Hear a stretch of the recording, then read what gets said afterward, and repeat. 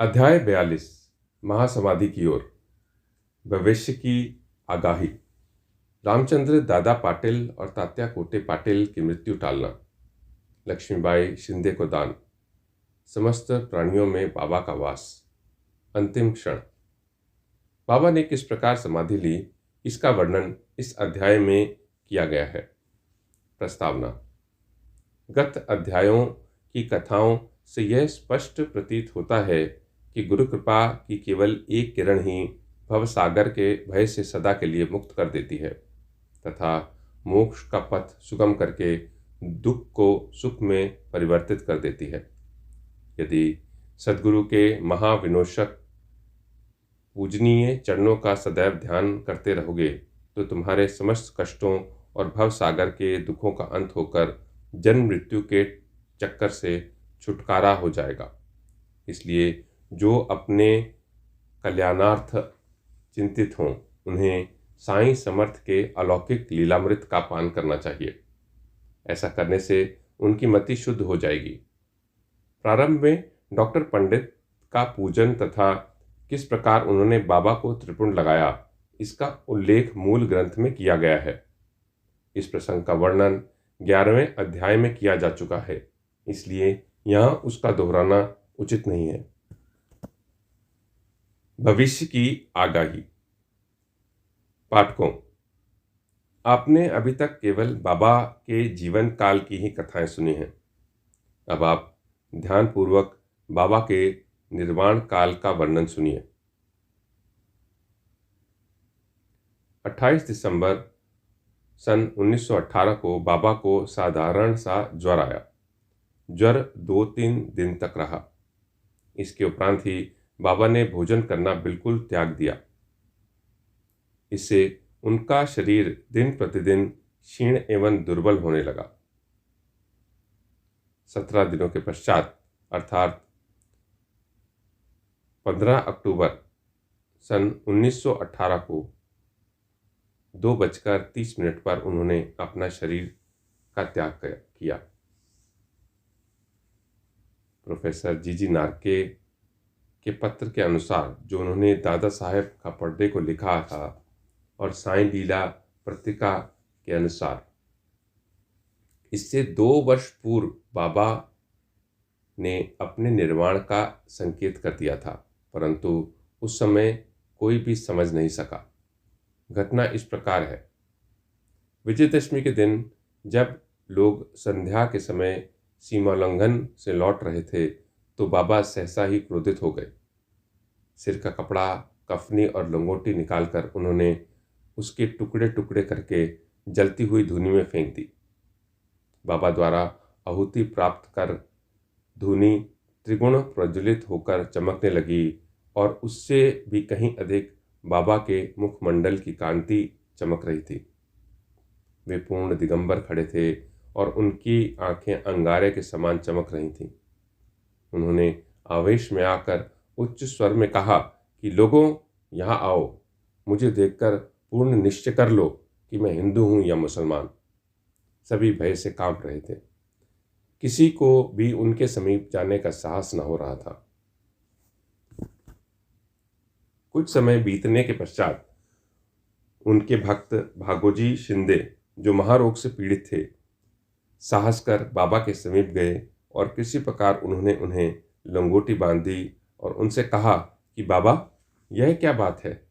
देव, आज दशहरा सीमोल्लंघन का त्योहार है। तब उन्होंने जमीन पर सटका पटकते हुए कहा कि यह मेरा सीमोल्लंघन है। लगभग 11 बजे तक भी उनका क्रोध शांत न हुआ और भक्तों को चावड़ी जुलूस निकालने में संदेह होने लगा। 1 घंटे के पश्चात वे अपनी सहज स्थिति में आ गए और सदा की भांति पोशाक पहनकर चावड़ी जुलूस में सम्मिलित हो गए, जिसका वर्णन पूर्व किया गया है। इस घटना द्वारा बाबा ने इंगित किया कि जीवन रेखा पार करने के लिए दशहरा ही उचित समय है, परंतु उस समय किसी को भी इसका असली अर्थ समझ में न आया। बाबा ने और भी अन्य संकेत किए जो इस प्रकार है। रामचंद्र दादा पाटिल की मृत्यु को टालना। कुछ समय के पश्चात रामचंद्र पाटिल बहुत बीमार हो गए। उन्हें बहुत कष्ट हो रहा था।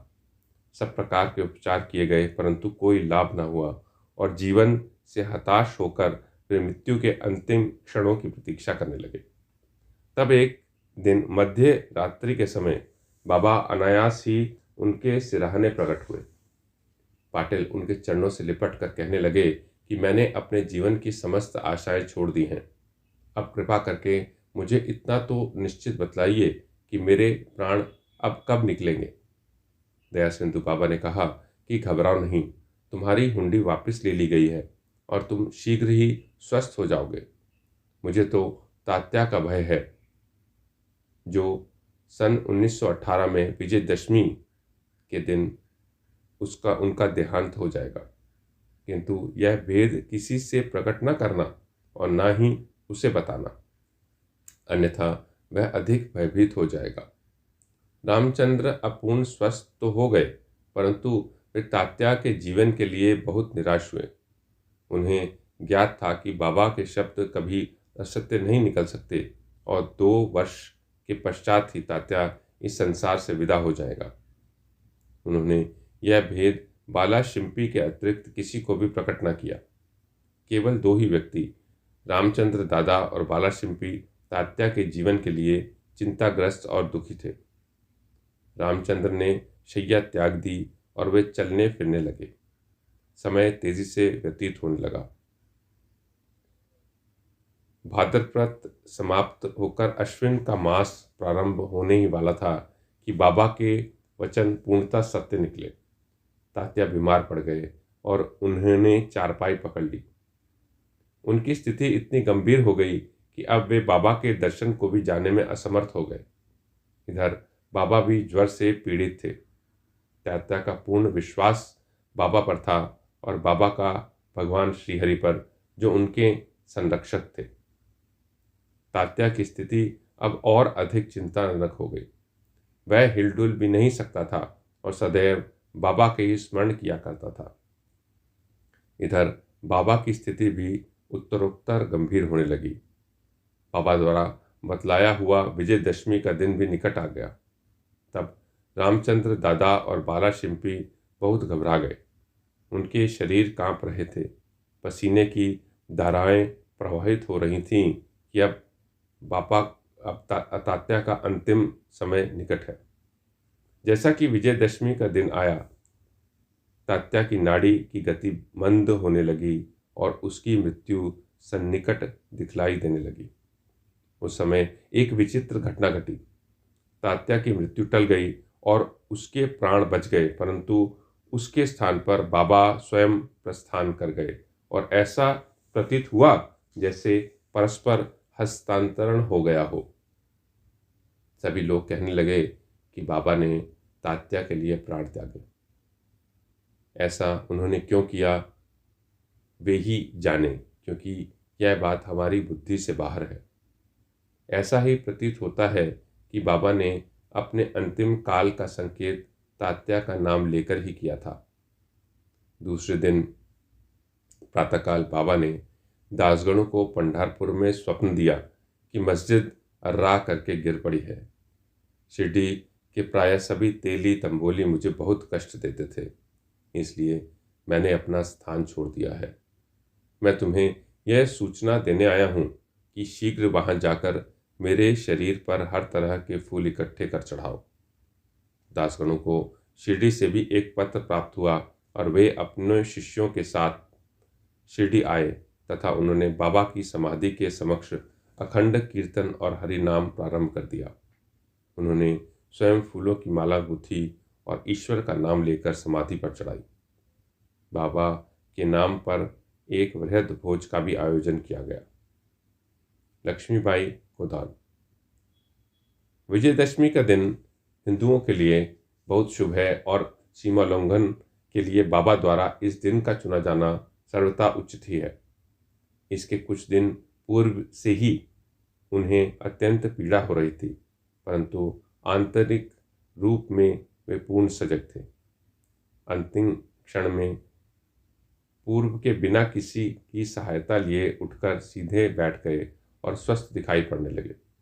लोगों ने सोचा कि संकट टल गया, अब भय की कोई बात नहीं है तथा अब वे शीघ्र ही निरोग हो जाएंगे।